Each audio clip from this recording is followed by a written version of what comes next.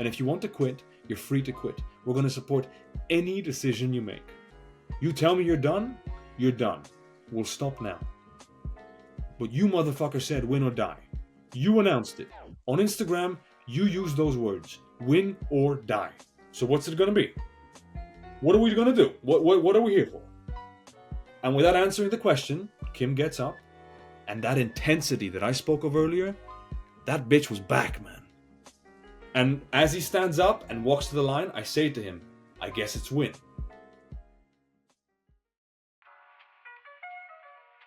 That was APL today on the Running Effect podcast, here to share stories like that one you just heard and many more from his adventures on his time on Earth. You're not allowed to have favorites, but I think you are. And I have a few favorite followers, APL being one of them. I kind of document our journey, our history of friendship throughout the past year and a half in the early part of this podcast. But it's really cool to see someone who I've been connected to for quite some time make his way on the podcast, and rightfully so. He's been a loyal follower of the Running Effect, commented on so many reels throughout the past year and a half. And then I found out about this guy through the BPN, well, a little before that, but BPN Last Man Standing is where I was like, this guy's a dog. Crewing Zach Pogrov, as well as Kim, who shared the win after going 56 laps. And so I was like, I want to get this man on the podcast. I also found out that he did 61 marathons in 61 days from the southern border of Germany to the Northern Sea. And he's done all sorts of different remarkable adventures like that through his lifetime. And so I really peeled back the curtain on who this man is, his ambitions, his drive, what drives him, why he chases after big things. And it was a conversation with a friend, but it was a conversation with someone who I knew but didn't know deeply. And so I used this conversation as an opportunity to get to the core of a man who I deeply admire and respect. And APL, if you're listening to this, I appreciate your time, brother. You are one of one. And if you are a listener or a follower out there, shoot me a DM, shoot him a DM, and let us know your thoughts on this conversation. It will inspire you. It will move you. And if you enjoy it, share it with someone as well. That greatly helps us expand our reach and improve the show. Also, give us a 5-star review, hit the follow button so you never miss another episode. But without further ado, enjoy this insightful, inspiring, and moving conversation with the man, the myth, the legend, APL. Aleksander Lingauer, welcome to the Running Effect podcast. How you doing? I would say afternoon, evening, wherever you are in Europe. How you doing, man? Thank you, brother. Doing good. Doing good. Life is good. It is early evening, 6 p.m. here right now, so can't complain. Where are you at right now? Where are you speaking to me from? I'm in Mallorca. To be more precise, I am in Dea, which is, I would say, northwest of the island. Beautiful little town. Yeah, life is good. I love it. I love it. I see you every day. And people might say, how do you see him every day? He's in Europe. But many, many months ago, you wrote me a letter, and I got it in the mail because we had connected a little bit over social media. And then you asked to write me a letter. I was like, sure. No one's ever asked to write me a letter. Like, what is this? Like the 1900s? I'll take it. Let's go, man. So I said, yes. You sent me a letter. I probably teared up when I first read it. The funny thing was in that letter, or in the social media, you were like, my handwriting is terrible. Ladies and gentlemen, I don't know if I've ever seen someone with better handwriting than APL. So anyways, I get this letter, and then I text my mom immediately, and I say, I got a letter. I need a frame for it because I need to frame this. And so on my right is this present my brother got me, which is kind of a mural of the first ever podcast I did, and it's marked 228, which was the timestamp I asked my first ever question. And 500 plus episodes, here we are later. And then on my left is the letter itself from Mr. APL. Wow. So I look at it every day. I really appreciate it. I guess starting out here, how did you discover me? And yeah, man, it's just a privilege to have you on because we've gone back and forth quite a bit over the past year or so. So it's cool to make this happen. No, brother, listen, the privilege is mine. This podcast, what you have built here, particularly at your young age, is what initially brought me to writing your letter. So I discovered you through Zach, our friend Zach Pogrov. I discovered you through, I believe it was your second conversation with him. And I had listened to that conversation on, I believe it was, day 56 of my Cross Germany run. And I recall Zach speaking very highly of you. And so I followed you on Instagram. And then you went on last year, particularly in the fall, you went on this incredible run of the ridiculously motivational is the wrong word because it doesn't do the experience justice. These soul invigorating edits with voiceovers, and I would watch them religiously. Quite a few of them I watched repeatedly in the background. I just listened to them while I was cleaning or something. And so I got to a point at which I realized, in a day and age where these clips are like, internet is so oversaturated with them, yours still felt like they were a fraction of whatever it is what your soul wanted to express. And so I got to a point where I realized, man, I want to express to this kid how impressed I am with what he's doing, but I wanted to do so in a way that is true to me, and that's handwritten letters. So I hit you up and I just asked if I can send you, and here we are, man. Yeah. Crazy how that works. Small seeds, I think, lead to bigger things. And also at that time, I had no clue you were as accomplished as a runner as you are. I'm honestly shocked to this day at some of the things you did. You are a very humble man. I think with that, man, I created those, and we were talking a little bit, I think, on the phone with Pierce about this, because I want to get back to it a little bit. But my core principle is following curiosity as well as putting out into the world what I want to see that's not already out there. And so I was seeing a lot of these clips or moments from podcasts as I consume a lot of podcasts, and I was like, that is so good. I want to repurpose that with kind of a running angle with, certain running clips, certain, background noises, whatever it might be. And I was like, there's no account that really does that. And a lot of people might have that thought, and then they'll be like, oh, that sucks. I'm the type who's like, oh, I'll go create it. And so that was kind of the inception behind that. And it's really cool to see the impact that those have made, because I think a large part of my following, found me from that type of stuff. So Yeah. I want to produce more because I do think they're impactful. And man, I think that's the beauty of social media. A lot of people talk about the downsides, AI becoming autonomous and destroying us all, and XYZ, XYZ. But I don't think we talk enough about the positive effects that social media can have. Literally, a 20-second reel can reshape your day. Zach Pogrob's story can make you feel inspired to go run 100 miles. I'm not even shitting you.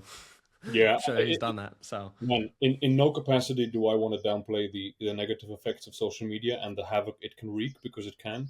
But you know, uh, man, the opinions of the world, our opinions of the world, are the most clear confession of character you will ever get from someone. So if someone's perception of the world, particularly of social media, is only negative, I'm always left to question, why do you then even consume it? If all it is bringing negativity, why are you even having a conversation about it? Social media can, at its best, create genuine connection, create genuine change, create genuine inspiration. But social media is only as healthy as your scrolling habits. So it's, personal responsibility is a big one there. and that's where I think too, we will be. I'm spiritual, so I think we'll be held to account one day from God for the gifts He gave us that we either used or didn't use. And for me, I feel like it's a duty, whether we think so or not. There's good and there's evil in the world, and whatever I post on social media will either influence someone to be more good or more evil. It sounds very deep, but I think it's true if you look at it at its substance. And so I think the people who have platforms out there, quite frankly, have a moral responsibility to put out positive things into the world and to create change and ripples.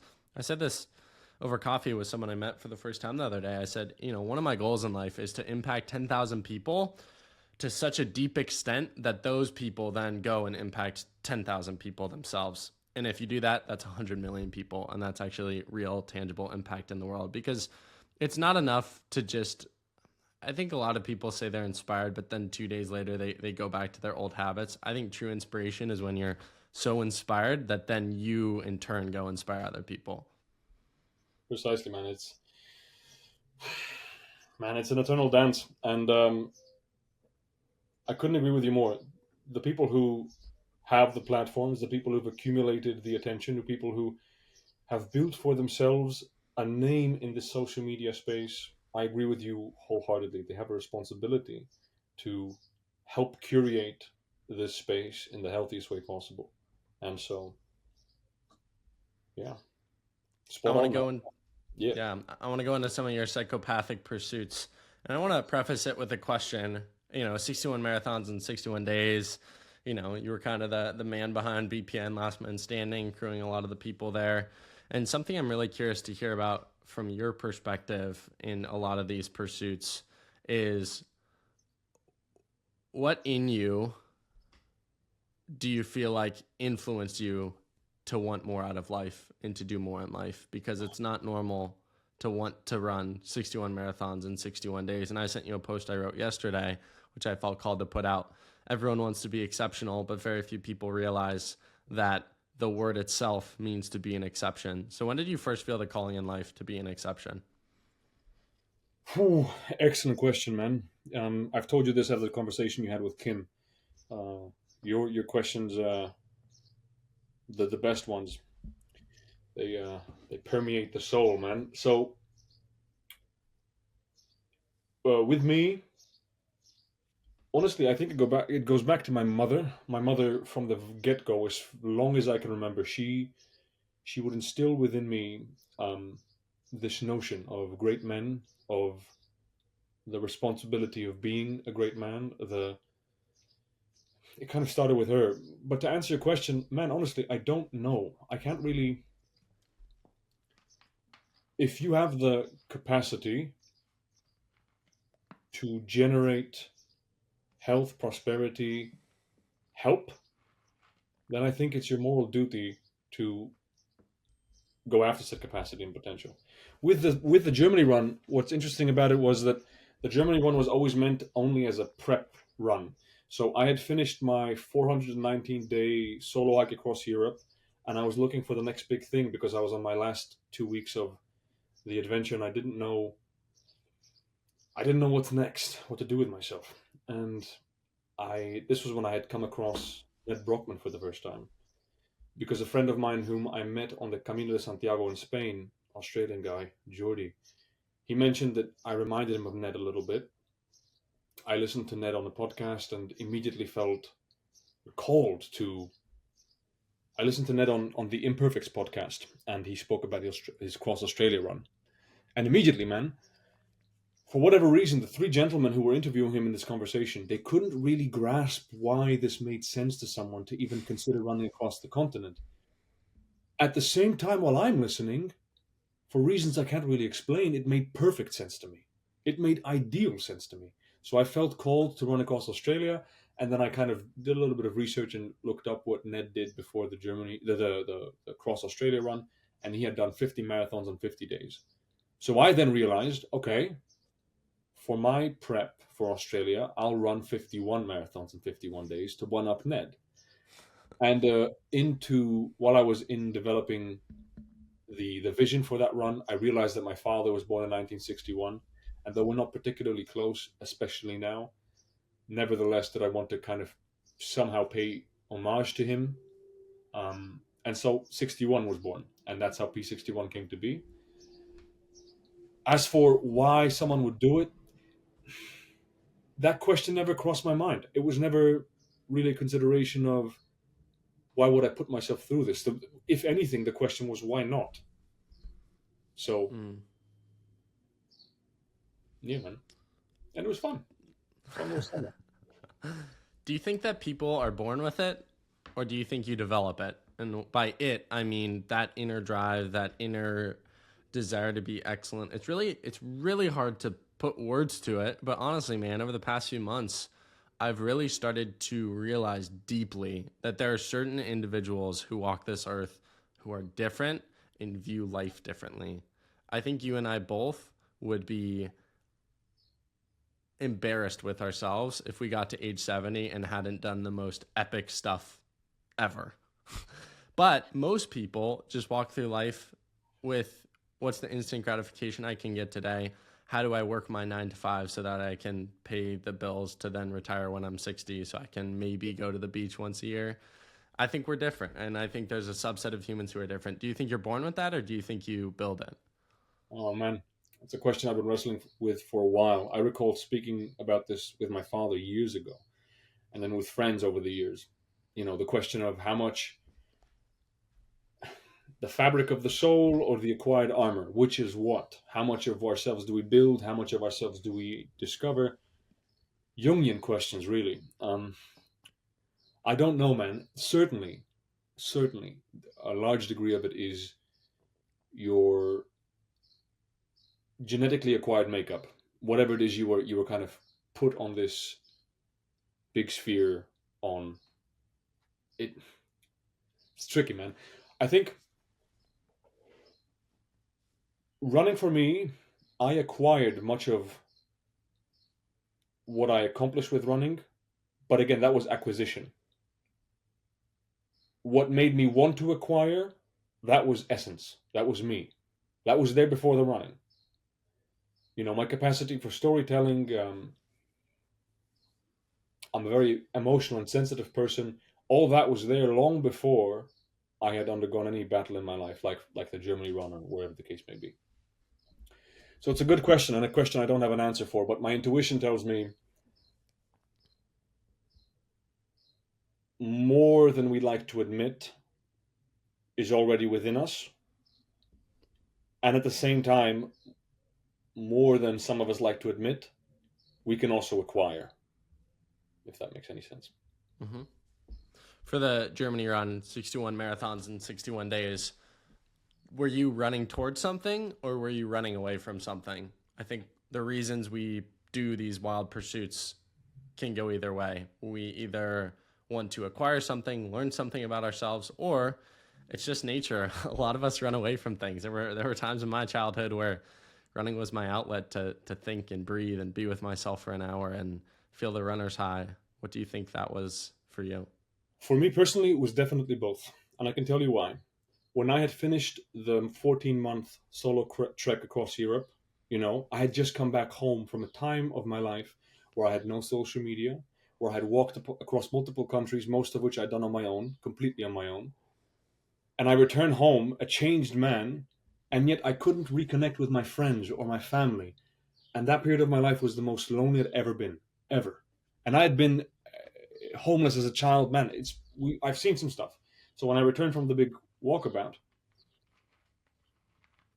a part of me wanted to run away from that life, and the Germany run was, through some means, a possibility to do so, to run away from these circumstances that I don't want to be in, to create something for myself. Another part of it was also that I was just running for the discovery of it. It's a lot of judgment comes your way when you shoot for something big in life, always, particularly from people who aren't shooting for anything big in their lives. And that's fine, that's human. I'm not here to judge anyone particularly. But with the Germany run, the idea for me was to run home to the city of Regensburg. That's where the last day, August 30th, was. And yet, paradoxically, I wasn't running home. I had no one there to really call home, you know?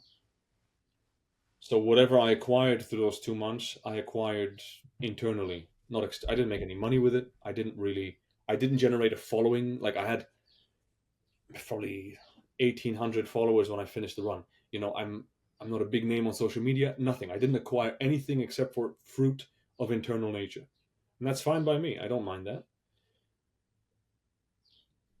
But it was definitely twofold. I was running away from something. I can admire. I can admit this openly, but also I was certainly running towards a vision of higher self, and that there's a beautiful quote I heard in passing in a podcast.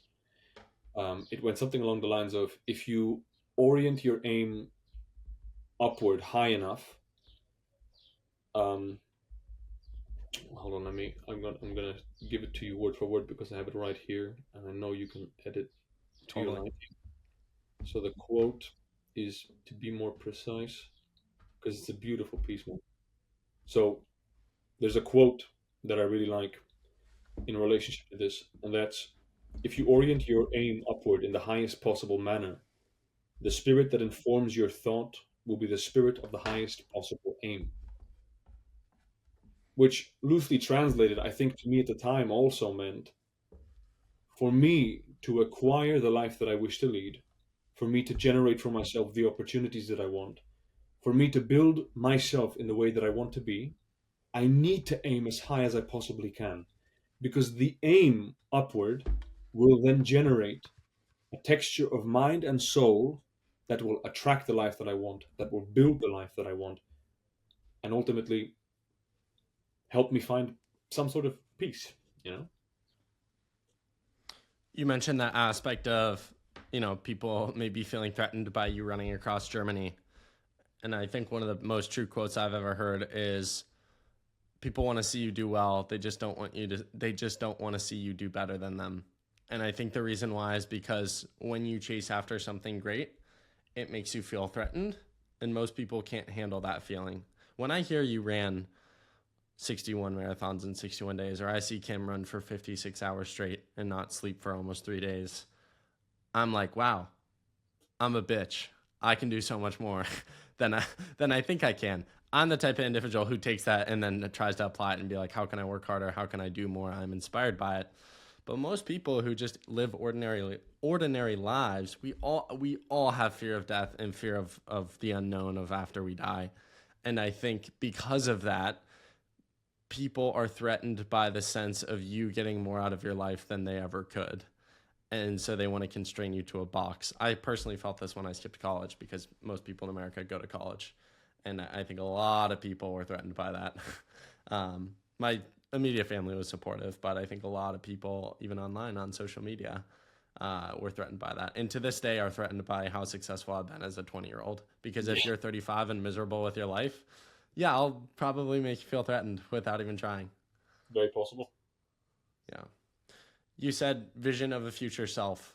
What is that vision? So interestingly, my writing, I go by APL, which are also my initials, Aleksander Lingauer. However, when I was in Mykonos 3 summers ago, working on the island of Mykonos, during my 14-month solo expedition across Europe, I'd gotten a tattoo of APL on the back of my neck. I don't know if you know, but 11 years ago, Matthew McConaughey won the Oscar for Best Actor in a Leading Role. And in his speech, which I've listened to multiple times in my life, he mentioned something really, really important to me. He mentioned that when he was approximately 15 years old, someone important in his life asked him, "Who's your hero?" And he said something along the lines of, "I don't know, I got to think about that. Give me 2 weeks." And 2 weeks later, the person asked him again, "So who's your hero?" And he said, "You know what? It's me in 10 years." And 10 years later, the same person asked him again, "So are you your hero?" And he said, "No, no, no, no, no, not even close. Because you see, my hero is me at 35." And so every day, every week, every month, every year, the hero, this vision we shoot for, is 10 years away. That's the wording in which McConaughey put it. Now, I'm not putting any particular numbers on it, but I can tell you, APL for me functions as a vision of my highest self. APL for me, in my mind's eye, is his most eloquent, his most rigorously physically trained, his most honorable, his most loyal, and his most successful. Obviously, throughout life, as I develop and change and mature and fuck up and win and succeed and all that, that vision will change and it will develop and depending on how I develop. But APL is always an anchor towards which I can aim, that upward aim that I mentioned earlier. And so, to answer your question, my highest vision of self, I'm an accomplished writer, a loyal husband, a committed father, and a man of tale and myth. That's kind of what I hope to go for. And I hope that I have the courage throughout my entire life to live by that standard. I don't always, it's a human thing, I suppose. But that's the goal. That's the highest vision of self. If you were to leave life tomorrow, what's one thing, leave life tomorrow, what's one thing you would regret not having done thus far in life? Never tried acting. Mm. I would, you see, when I was 22 years old, I was 2 months out of leaving for my big solo expedition, and I was in England, in the UK, in London. And a very good friend of mine, an older gentleman, he plays music and he performs every Sunday in this particular club. And that Sunday, we were in the crowd, and he was going to go up that day, play some music, and we stood there together next to each other. And I say to him, "Hey, man, this guy on the stage right now, he's pretty good, man. He's got a good voice." And Sean says to me, "Oh yeah, you like him? You like him? Yeah. You're next." And I turn to him and I go, "What the fuck you mean I'm next? What do you mean? Like I don't play any. I don't sing." And he says to me, "No, no, no. I got you a slot. You can perform a poem."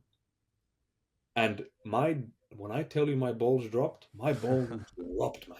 My heart sank into my lower abdomen, and I immediately went to the toilet, got my phone out, and I knew which poem I wanted to recite immediately. So I'm on this dusty ass, disgusting British pub toilet, reciting these lines that I wrote at the time 3 years ago, just so I can perform this fluently without a phone in my hand, because I find it always a little strange if you're performing a speech or piece on a stage with something in your hand.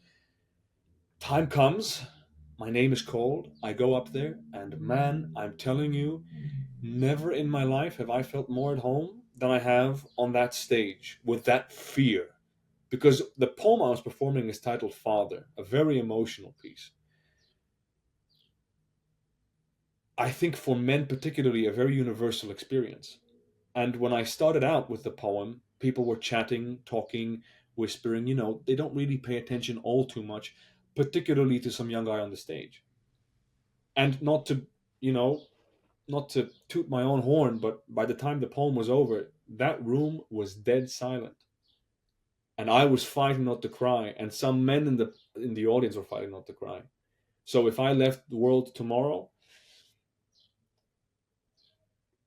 you mentioned earlier that there are certain gifts that we have a responsibility of pursuing, and I think I should at least try to discover what acting for me means. So, yeah, that's one. Well, I like your chances of not leaving the earth tomorrow. So many days, many life to live. APL, go after that dream, pursue it, explore it. You Yeah. mentioned earlier on in this conversation being homeless, it sounds like, for a time as a child. What are some of those experiences you could share with the audience that you think have shaped the person they're hearing through their headphones, their phone speaker? And how do you think those experiences have shaped your pursuit of distance running? Oh, oh, that's a good one. How have they shaped my pursuit of distance running? Okay, when I was when I was approximately 13 years old, yes, 13, 14 years old, my younger brother and I had slipped into foster care in the UK. We were ultimately under the care of three different families. The first lady we had stayed with, we only stayed with, I believe, for 2 nights. Because during the second night, um, how do I put this? We kind of made a run for it. The lady was an older lady. She lived alone. Uh, Again, these are memories I've had of my 14-year-old self. So how precise they are, I'm not sure. But my impression was that the lady didn't really like us. And I definitely didn't like her. So in the night, I got my brother to pack up some stuff, and we made a ditch for it, and we were stopped by the police. Then they made an attempt. The social workers made an attempt to split us up, which is when I sort of attacked one of the social workers. And then they realized splitting us up wouldn't really make any sense. Ultimately, we ended up with a lady called Fiona, who was marvelous. She was incredible. We both really enjoyed staying with her. But when we then moved to Germany when I was 14 years old, I turned to running because running to me became not an escape, but on the contrary, a confrontation with the feelings that I have accumulated over my past. I have felt very, very, very helpless as a child, particularly as a young boy. Very helpless. nothing about running is helpless, man. Even the excruciating experience of, running out full speed, lungs burning, knees shaking, quads cramping, all that is earned. All that is earned. That is all yours. You brought this forth. And so I think, if anything, running has always been a creative pursuit for me, but it also built a lot of the man I am today, in the capacity that it helped me really feel not powerless, but excruciatingly powerful. Excruciatingly, because I've pushed my body to some limits, and at times it has been excruciating. But running is a gift, man, a gift from the fucking gods. And in that sense, no one has ever asked me that question. So I think, yes, if on the fly, that's my answer. Running has provided me with a notion that I am indeed very powerful. I think a lot of people, to my previous question about were you running towards something or away from something, a lot of people, because of their phones, social media, people calling them, work, job, etc., they're always wired in and they never are with themselves or with their thoughts. And running is that 1 hour a day that they can be with their thoughts. They can be bored, of which dreams and aspirations are born or elaborated on.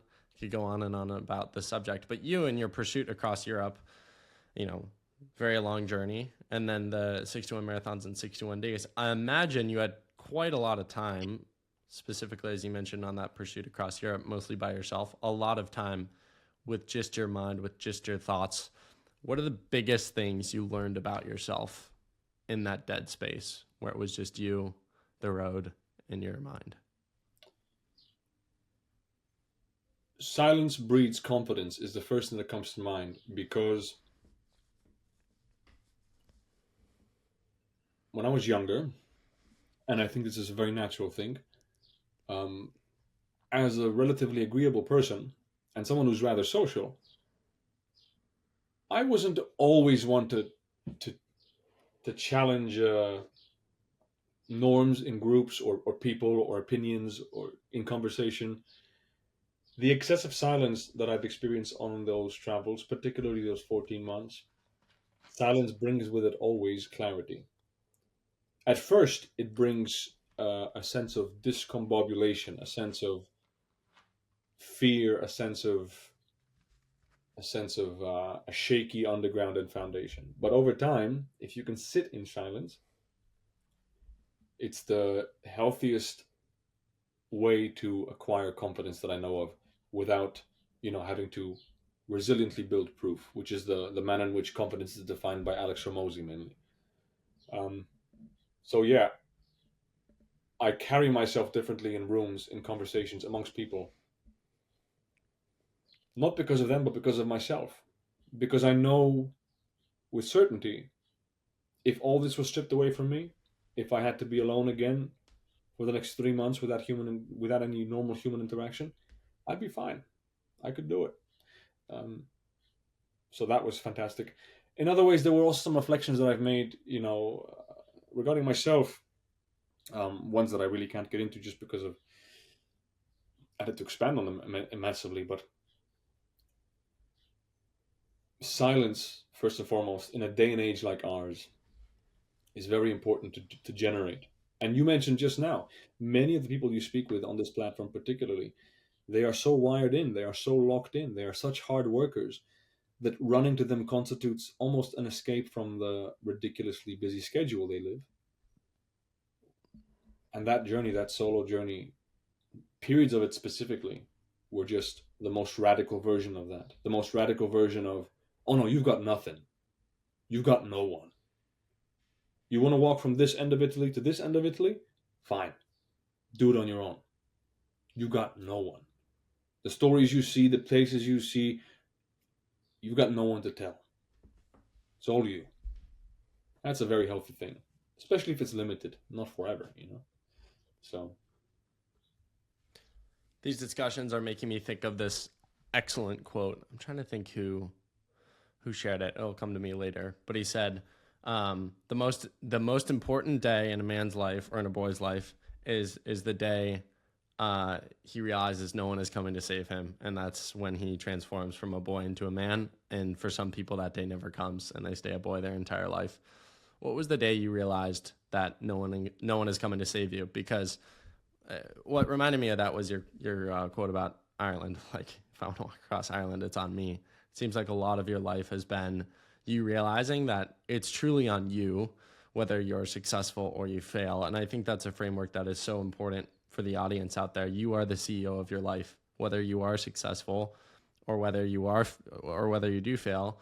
It's on you to have extreme responsibility. I know of people with way worse life circumstances than almost anyone out there who have made it. David Goggins being a great example for most people, came from the pits of hell and is most successful guy out there. So Great question. What was. You see, I'm not sure. And I'm not sure for one particular reason. Much of what I've done in my life, much of what I've acquired for myself, much of what I've built, much of what I've learned, much of what I've seen, much of what looks like to be my accomplishment was never solely my accomplishment. I agree with you, certainly, no one's coming to save you. But at the same time, I can't deny a celestial nature in my life, mystical entities that have, for whatever reason, contributed generously to my life.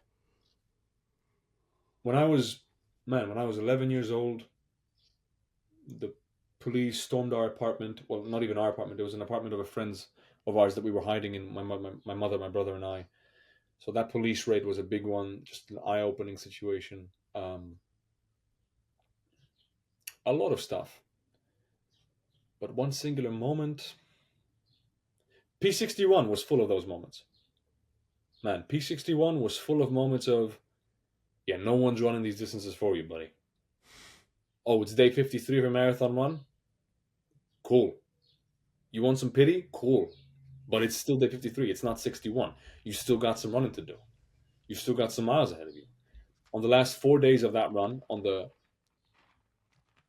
last 4 days, I was running on a running track, and because my Strava had messed up, I was running. I didn't have a watch back then, so I was running with my phone only, and the phone was exposed to a lot of heat throughout the day sometimes, and sometimes it would lose battery, so Strava wasn't really reliable. And in accumulation, somewhere between days 30 and 55, I probably lost like almost 4 days worth of route. So on the last 4 days before hitting the last day, I started running on a running track, and I tried to do double marathons just to catch up with the distance for the Strava. And there were a few 3 a.m. runs in there where I was like, yeah, I can listen to Hormozy speak. I can listen to the songs. I can, doesn't matter. The distance has to be run, and I have to do so. So, yeah. when did you find running, and when did you find you were special at it? It's not normal to run these distances. I found running when I was 14, when I just moved freshly to Germany. That was I played football, or you Americans refer to it as soccer, but we know it's football. I played football back then, and I played ambitiously. I trained 4 times a week, this and that, and I would run a few times a week because I couldn't really keep up with some of the boys because I wasn't that good of a player, but I was significantly harder working than all of them. That I can say with confidence because it's just a fact. I took it very seriously, and I could compensate with conditioning and speed. That's what I did. So I discovered it with 14, but I never. I knew back then that I was uh, like I never really got injured. That was something great. Um, but I'm not particularly special at running at all, man. Like what makes me quote unquote special, that's a constitution of mind and soul. It's not a constitution of running capacity. There are much better runners than me out there. You certainly are a better runner than I am. Like it's what I I don't bring know, to the man. table. No, I think you are, man. 61 marathons in 61 days? Yeah, but again, to me, that wasn't the pursuit of physicality. That was the physicality was obviously important, but the physicality was brought about and manifested by spiritual prowess, emotional prowess. That's what I can capitalize on. So yeah, I don't know, man. Let's But talk I'm not a about. special runner. I can tell you that much. I'm not a special runner. Well, at what point did you realize running was your thing? Is it your thing? I would say No, it's your thing. No, it's it's not. not your thing. I don't even think it's my thing, man. I think. No. Listen, what I think is, running to me has always been a creative pursuit. Always. I'm at my most creative, my most visual when I run. I have images run through my head, visions, scenes, scenarios. It's amazing. But yeah, I could easily not run for a year, and I wouldn't feel like I'm missing much. Like the rigorous training aspect of it, all that's obviously rigorous as anything else's. But it's running isn't really my thing. If anything is my thing, then I think the writing is my thing. Mm. That that is something that Why do you comes run then? because because I I need something to give me some brutal physical resistance. And running makes that very accessible, man, because all you need are two functioning legs. That's all it is. Good shoes aren't even important. If you really want to run, you'll run barefoot. It doesn't really matter. All it takes is a pair of healthy legs. And I, for whatever reason, I enjoy the resistance of it. I enjoy having limitations placed upon me by conditions like weather, body, whatever the case may be, and pushing through. I really do. And that's why I want. Germany was always the prep run for my. I want to break the record William Googe broke not too long ago. Has been on my mind for more than 2 years now, or pretty much 2 years now. And that's the record I want to go for. But I don't want to go for it for running reasons. I want to go for it because when Ned spoke of it, he spoke of the brutality of it in a sense. That's what I'm curious about, and running can facilitate that for me. But if boxing were to do it for me, or if MMA or dancing or painting were to do that for me, I'd do that. You know? I think running though is the only physical act where there is such resistance with your mind constantly. Yeah. Football, your football, uh, football, NFL football, soccer football. Yeah. Those sports, there's time between you getting the ball. There's time between basketball. Running is like, I feel like the only sport where it's a constant battle if you're going all out. Where Yeah. it's like your mind is in unison with your body physically, and you feel it, and it's a constant battle and a constant fight. I think who you become as a person through that pursuit, you become obsessed with. This is why I think running's exploding, because once the rate of runners who start running, they just keep running. They don't stop. They then do a 5K, they do a 10K, they do a marathon, then it's can I break 3, then it's XYZ challenge pursuit.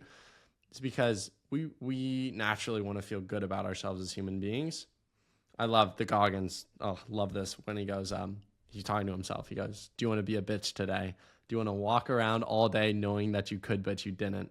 Mm-hmm. And when you see something, you can't unsee it. And when you see your potential through pushing your body, you can't unsee that. You can't go back. Very few people do. So Yeah. I think running's special for that reason. I couldn't agree more, man. She's a beauty. She really is. BPN Last Man Standing. Where'd you hear about it? How'd you get connected to Zach? And this race has 2 parts, so take me through the Zach part.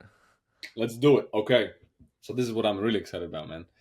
Finally, less about me and more about the boys. So, the last man standing. Zach and I got connected because in the winter of 2023-24, in early 2024, while I was in the mountains of Switzerland preparing for my cross Germany run, Zach had one day posted a reel in which he was announcing his run club, Run Colt, I believe it was called. And on said reel, I commented something along the lines of, Flights across the Atlantic are expensive, but time spent with the right people is invaluable. Can I run with you if I fly over to New York? At the time, mind you, Run Colts was like you had to fill out an application form and be accepted. So it wasn't just you can show up and run. That's why I had to ask. And he replied to the comment going, "Are you serious?" And I basically said, "Yeah, of course I'm serious. I'm coming over." So I fly over in April of 2024. A week prior, I had just ran the last marathon of his Cross Africa run with Russ Cook in Tunisia, and I twisted my ankle. So I was in New York. I couldn't really walk, but I came here to run with Zach fucking Pogrop. So that's exactly what I was going to do. So all week, I would spend trying to put some pressure on the ankle as much as it could take just to get it warmed up for that Monday. The Monday rolled around, and I just ran. I decided to myself, I'm not going to bitch about it, say anything, I'm just gonna run. It's a chill run. And after the run, this bastard goes, "Okay, guys, sprints." And I'm like, "Oh, this is horrible. I'm gonna make a horrible impression because I can't really sprint." And I put those thoughts aside quickly, and I instead decided, okay, I'm gonna have to smoke everyone I sprint against, especially Zach. And so I started screaming, yelling, barking. I just got in the zone. I didn't really. It was a little psychotic, but that's what I did. I smoked everyone I sprinted with. I smoked Zach as well. We took a picture, and since then we were friends. And then time passes by, and Zach mentions, "I'm going to do the BPN Last Man Standing." Obviously, we kind of came to an agreement that I help crew him. So he was very grateful that I was willing to fly over. Zach, in general, he's a very generous person. I fly over. We had a great time, and the race starts.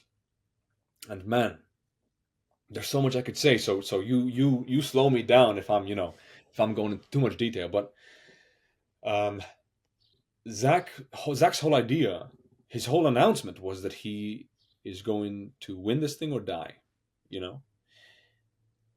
And now that the race is over, it's everyone knows what the result was. Zach came in 11th of the 135 people, and to him that was a huge failure. He felt particularly right after the run, man. He was close to tears. He felt like he let people down. But I can tell you, and I want to tell anyone who's listening who might be doubting, some big influencer who didn't die, although he said he would. On the last lap before he went back out, when he was with us in camp, while we were, fixing him up with food and drink and whatever, this man could barely even chew. He couldn't speak. He couldn't really even see.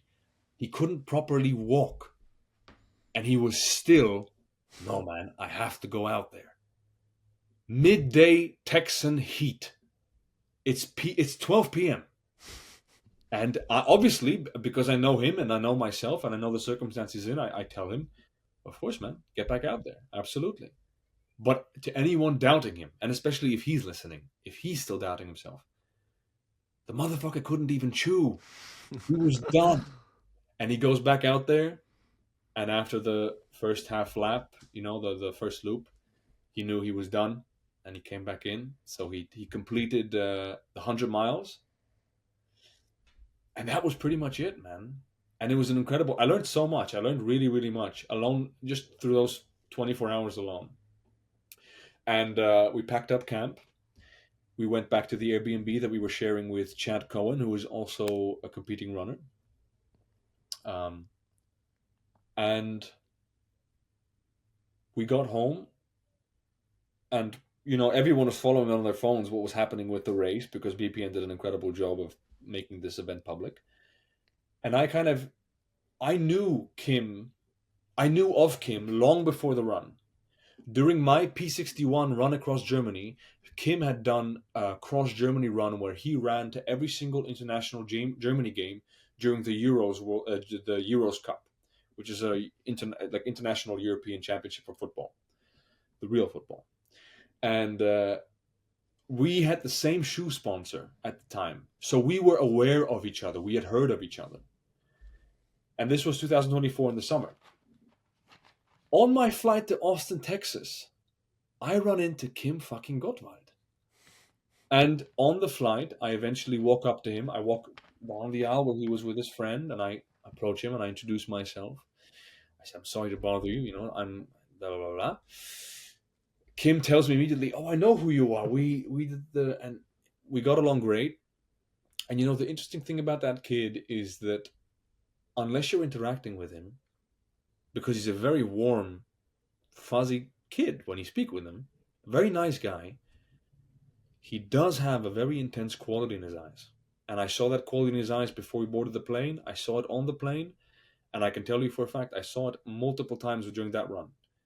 And as I spoke to him, I had this impression, like a good kid, but that intensity in his eyes, I really liked. That was really interesting.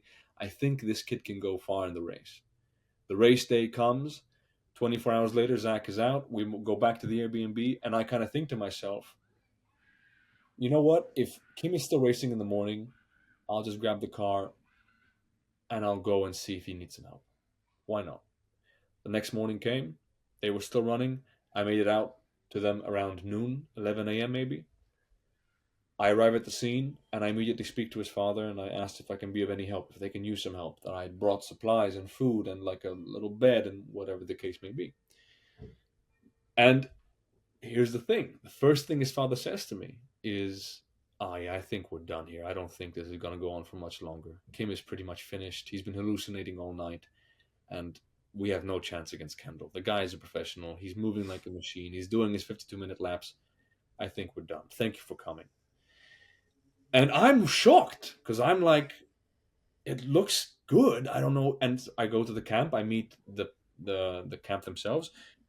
Another thing, Kim rocked up to this event with no coach, no like his camp was his father, a friend who was doing camera work for him, and a random German guy who lived in Austin who offered himself up for crewing. But he had no running specialist, nothing. Like, he was so ridiculously underprepared. And I make it to the camp, and Kim comes in for the first lap. And the first thing Kim says to me also was like, man, it's nice to see you, but I'm not sure how long this is going to go. I think I'm pretty much finished. And that was 11 a.m. of said day. And we both know how that ended, So, What changed? What'd you say to him? Man, a lot of things changed. Firstly, what my impression was that Kim needed assistance with figuring out how to better handle expectations and mental fatigue of it, because God bless their souls, but having a camp also externally speak things such as, yeah, we're done here, we have no chance against Kendall. I told them immediately, as soon as it kind of established itself that I was kind of taking over the leadership of the crewing, I told them, no one's saying this again. This is, we can keep it to ourselves. He's not supposed to hear any of this. And then I came to this conclusion that I explained to Kim, man, forget winning this race. If you are sure that you can't beat him, that's fine. All you have to do is make it very fucking difficult for him to win this thing. If he wants to win, he's going to have to pay the price, and the price is going to be competing against you. That's all you have to do. If he wants to win, I want to see him earn it. And that was kind of the mental shift that I think generated a momentum. And then there was one particular lap, because the system of the race was that they were doing a 4.2 mile loop, but the loop was split into two loops. So we saw the runners pass us on the camps, but pass us by in the middle of the individual round. And there was one loop in there where Kim is somewhere in the 50s. He realized we saw him finish the first loop of the two around the 37-minute mark. So mathematically, we knew it's over. He's done. And as he was running past us, there was a big stretch of like the farm, which was parallel to the loop, to the running loop itself. I would walk or run next to him and just listen to whatever he was saying. And he explained to me, I think I'm finished here, man. I don't think I can make it. I'm done. I don't even know why I'm here. Why am I doing this to myself?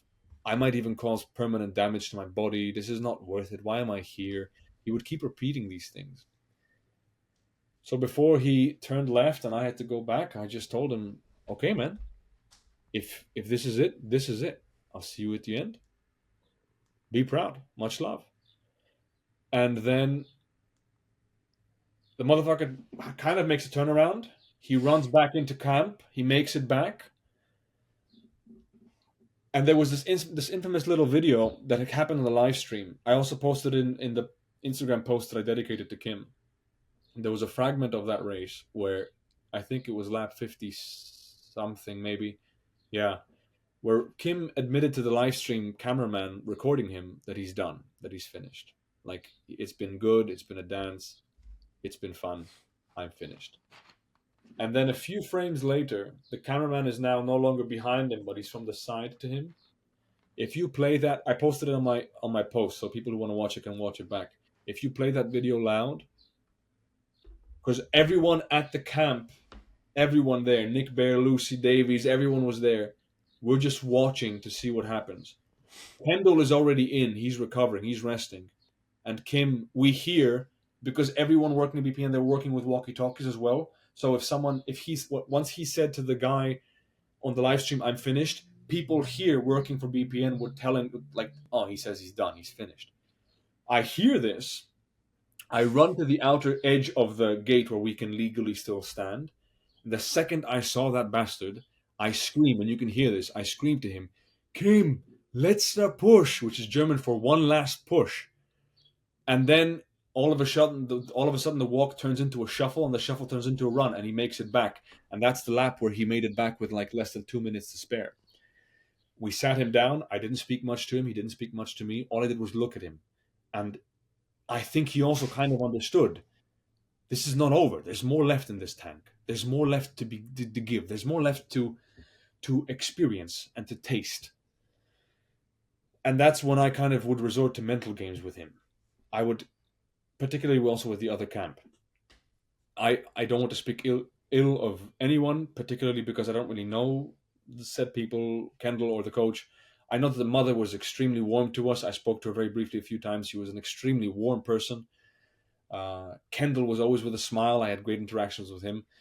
But Kendall's coach, at one point in time, he was approached by some German guy who texted him via Instagram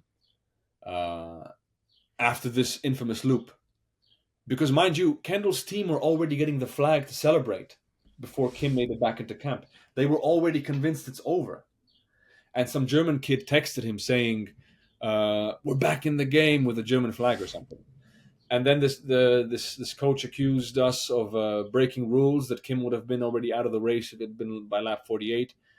I later went on to speak to him about this and ask him specifically what he had to say, and he vaguely told me. But the reason I think the race changed, the dynamic changed, the reason I think everything shifted so massively was that specific loop. Because look at it from this perspective. I could be wrong. I don't know Kendall. I haven't spoken to Kendall, so I could completely be wrong. But look at it from this perspective. For hours on end, it was pretty clear that you're going to win the race. It was pretty clear that all you have to do is wait out this German kid. He will drop eventually. It's just a matter of time. And Kendall felt good. He looked fucking good. He's a sturdy, strong man. When Kim made it back on that loop, when he made it back on time, I think mentally it might have caused a small shift. Because that's also when we started noticing braking in Kendall. And they went back and they, did their thing again. And Kim was all of a sudden generating energy. Although he wasn't eating. Between 11 a.m. and 8 p.m. when the race finished that day, he didn't eat a single thing beside a few gummy bears, a bite of a taco, and that's, I think, pretty much it.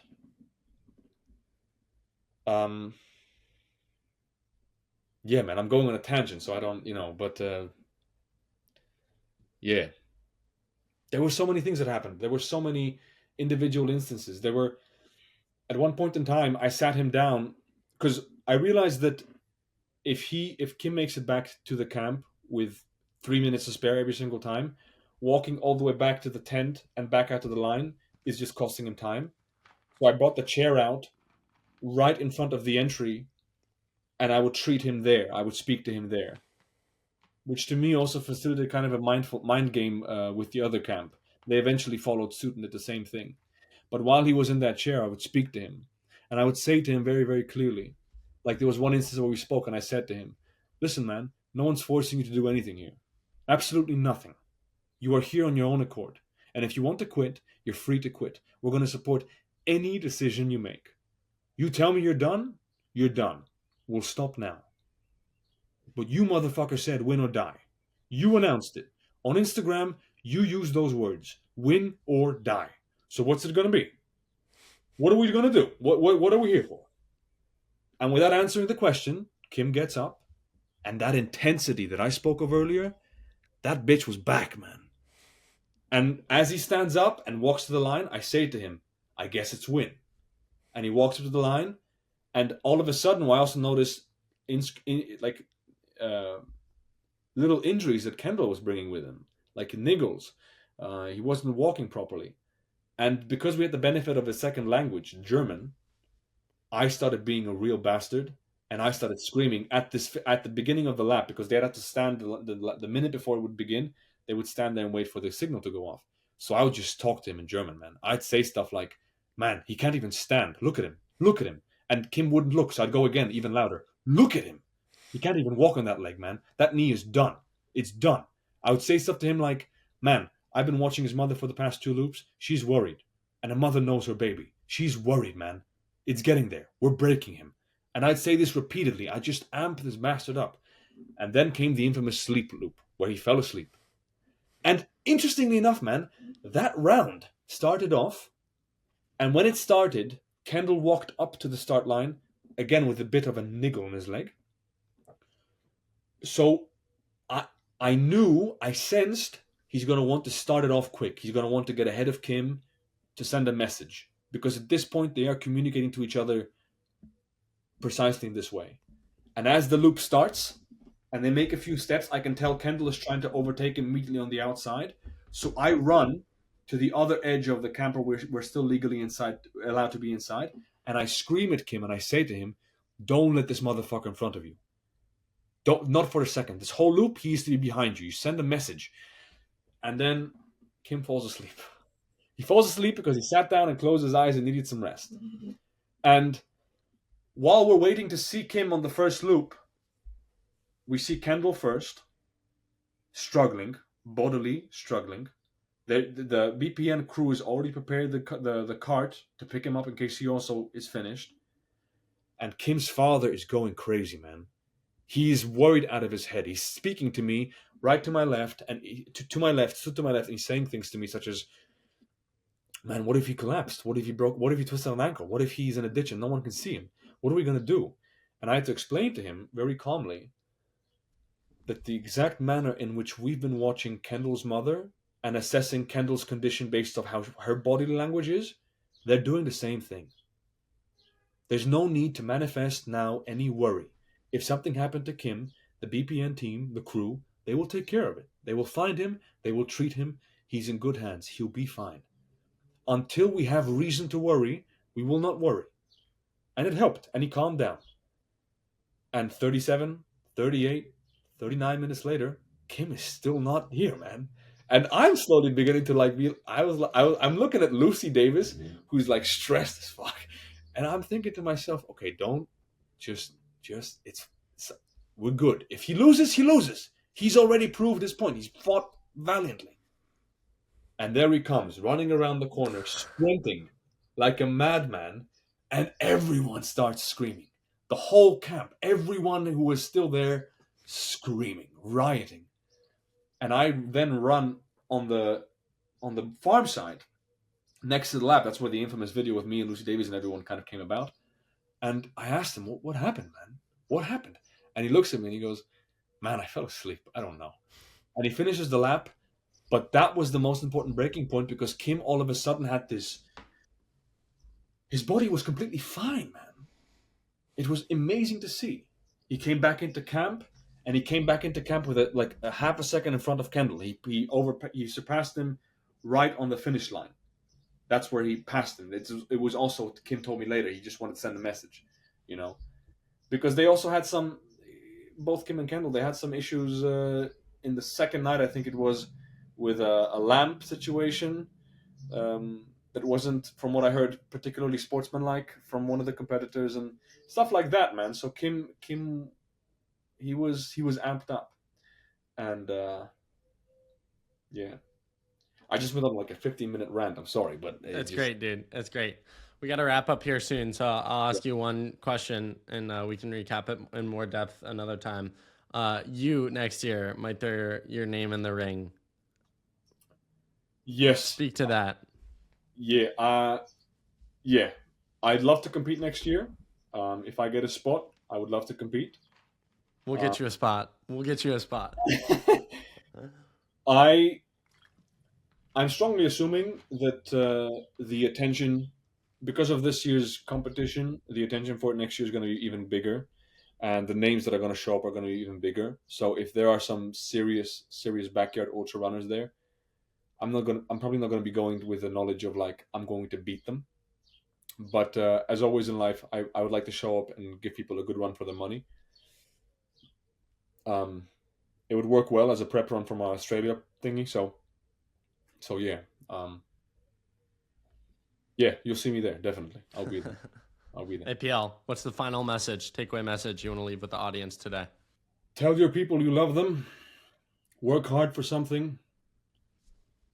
Go about the manner in which you treat your word impeccably, and try to have fun, man.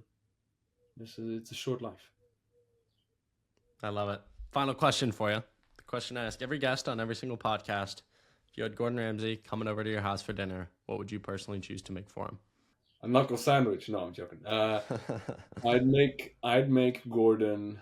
You know what? I'm gonna go unconventional, or maybe super conventional. I'm not sure. Mm-hmm. And I'm gonna go with scrambled eggs.